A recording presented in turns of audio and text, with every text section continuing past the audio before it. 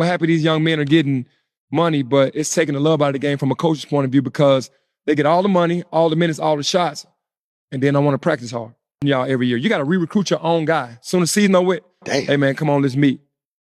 Guys are saying, hey man, I ain't even caring about the league. If I could get $2 million back to back, I can just ride off in the sunset. I can go look at the league a little bit. If it don't work, I got this money to fall back on. They're looking at it as fallback money. They ain't even thinking, I got to grind this year to get to the league. Because, that was a motivation. Yeah. It ain't the motivation no more. They like, I can take this money and just ride off in the sunset. So whatever they bring it to the table, right, on that year is what they bring it to the table. You can't hurry them. You can't make them go harder. It's like, this is me. We actually saw you just roll up to the facility in a Rolls Royce. Yeah. Do you guys like NIL? For sure. Nah, I definitely love NIL. It's like, but there's pros and cons to it though. Okay, dive into that. What's the cons is like cons? you gotta like don't feel like you made it already. When you're able to get whatever you want at any time in life, then there's like a lot of things don't really interest you no more. So you gotta really get down to the core, like what makes you happy, right? Which is the making the music, the chilling, the like having luxury things and doing that type of stuff is what makes you happy. And of course being with the family. But that's different with me because I'm always with my family, so that's a difference. But that's the thing. It's real. Tax is not good. No. I don't think a lot of people understand. I think a lot of people 50-50 because everybody says that. I understand. All right, people, what's going on? So NIL. It's here. It's a thing. We are witnessing the NIL in all of its glory. We see Travis Hunter. We see Shedeur Sanders. We see the whole Deion Sanders operation. Yay. Here's the deal. I want to ask you guys a question as it pertains to women's sports. When it comes to women's sports, how do you guys see NIL shaking out? Me personally, I think it's going to be a glorious disaster. And here's the reason why. We all know that men are merit-based creatures. We thrive in a meritocracy. You eat what you kill. Cool. That's not how women operate. Women are egalitarian. They want everything to be equal for everyone so no one gets left out. Here's the problem. Name, image, likeness. That is the NIL. NIL is predicated on your name being popular, your image being desirable, and your likeness selling merchandise. Right? That's what it's all about. So what happens when you have a woman in any particular sport and that woman she's the top dog in the sport, but she's objectively unattractive, right? Let's say she's a 5.5 at best, right? Let's say she's a 5.5 out of 10 at best. And then on the other hand, you have a woman who she's 6 out of 10 at best in her sport. But visually, let's say she's a 9, like she is gorgeous. She's just drop dead gorgeous. I'll take this time to remind you guys of the dynamic between Anna Kournikova, I think she was Russian tennis player back in the 90s, and Venus and Serena Williams. Anna Kournikova was not nearly as skilled in tennis as Venus and Serena, not nearly. But she was perceived, these aren't my words, she was perceived as far more beautiful, and she made tens of millions of dollars off her beauty, right? She made lots of money modeling. So take that for what it's worth. Now, I want you to think about this. You have an unattractive woman in a sport and she's crushing it. And then you have a very attractive woman in a sport and she's mid-tier at best. Who do you think the advertiser is going to go with? It's common sense. You go with the more beautiful person because women like beautiful women, men like beautiful women, and everybody likes a beautiful person. That's just how it works. I seen this clip on Instagram of this woman interviewing people for women for the Louisville softball team. And she was asking them how they got their NIL deal. Can you talk about your first NIL deal, maybe how you got it, where you kind of got started, just like everything about it? Okay, so my first NIL deal was kind of like around a year ago today, and it was with Adidas for their spring style campaign. And they just DM'd me, told me to pick out whatever I wanted, and then I did that. They shipped it to me, and then I kind of just shot stuff in it, went by the bridge, took some pictures. Oh yeah, always the walking A little bridge. video, a little day in my life around campus, and it was fun. Yeah. I enjoy stuff like that because it just shows more of like my personality and just like what I do on a day-to-day basis. Yeah, that's awesome. So they just kind of DM'd you and you were like, yeah, absolutely. Yeah, That's pretty much. awesome. That's sweet. That's like the easiest way to do it. Yeah. Since you've gotten NIL deals and you've had more, have you utilized like different marketplaces? Are there any like tips and tricks you have for people that want to get into this NIL space? I think I've used different like platforms. So influencer is obviously one that's like pretty simple. You just like reach out to brands and they get back to you.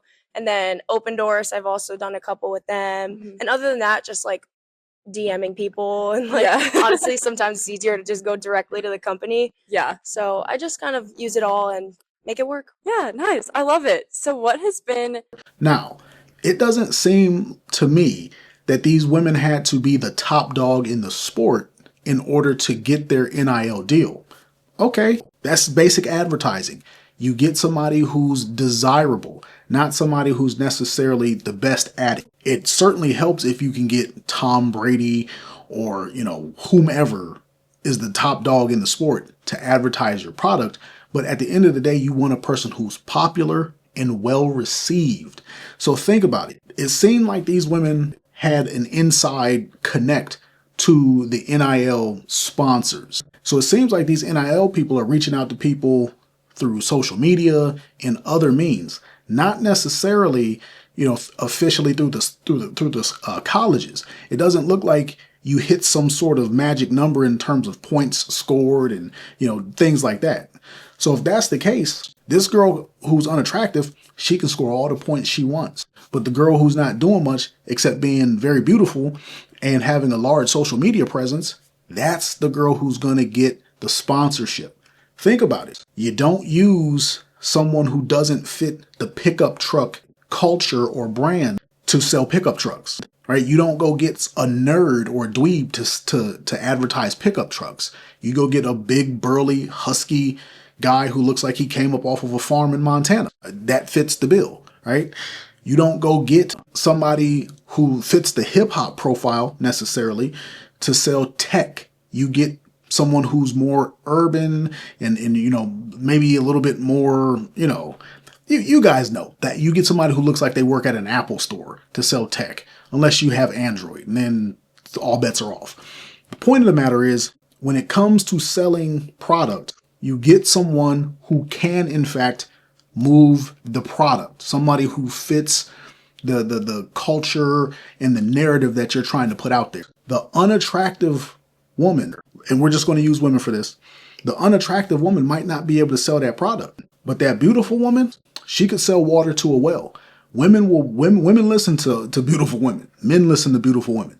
Men will buy what a beautiful woman tells them to buy. It just is what it is. Like, we see who's doing numbers on social media and who's not. So think about this. Women are egalitarian. They will tear each other apart, and they will tear NIL as a program apart if the unattractive woman is not getting the same treatment as the very attractive woman. Think about it. Could you imagine Nike or Adidas extending a $5, $6, $7, $8 million contract to this very attractive woman over here who doesn't do well in the sport, but she's got a pop in social media and she's very beautiful. But then this woman over here who's not beautiful at all, she's crushing it and she doesn't get a deal. What do you think is going to happen? Women are going to attack. I'm not trying to bring race into this, but I kind of have to. What happens if the unattractive woman is black and the attractive woman is white or Asian or something like that? And I only use that because if you look at Tinder, if you look at Bumble, if you look at OkCupid, if you look at the biggest online dating sites, this is their data, not mine. Their data says that black women are the least desired from all racial groups. Like, all men from all races desire black women the least. They desire white and Asian women the absolute most. It's not even close. So what happens if that's the dynamic? You already know the race card is getting played. No ifs, ands, or buts, right? So, and this is why I did the whole Anna Kournikova, Venus and Serena Williams, comparison early. Think about that. There's going to be lawsuits to make sure that Nike and New Balance and Adidas and whoever, all the big companies, they're going to have to give equal contracts. Even though the beautiful woman is going to move far more product. They're going to do far better in terms of marketing. Their name means more. Their image is more pleasant. It's more palatable. Their likeness is going to sell more merchandise. It just is what it is. This is basic marketing. This isn't my estimation of things. This is how people shop, right? We got since the 50s till now, we got all these years of documented history of how people shop and what is pleasurable to them and what's going to move the needle for them. They want a beautiful person to market things to them. It just works. So I personally just want to know what you guys think, because I see NIL going down in flames and I see women being the ones who kill it, because they're going to force big companies to give equal deals across the board. And then what's going to happen is the smaller companies are going to step in and they're going to be giving the more beautiful person more money, and they won't have anything to do with the less beautiful person. So you'll have a beautiful girl over here getting a $2.5 million deal from like Nike, and then she'll have $8 million more from all these other smaller companies. And then the less beautiful woman, she'll get the same $2 million deal, but then she'll miss out on all that other stuff. And they're just going to sue until NIL dries up and goes away. I could be wrong, but I just see it going down in flames, because this is, I don't want to say anything that's anti-woman. So I'm going to just leave it there. I'm really interested to see what you guys have to say on this. Do you see NIL working out for women, or do you see it becoming a dumpster fire because they try to make it an egalitarian thing? Let me know what you think in the comments, and I'll get at you on the next one. Peace.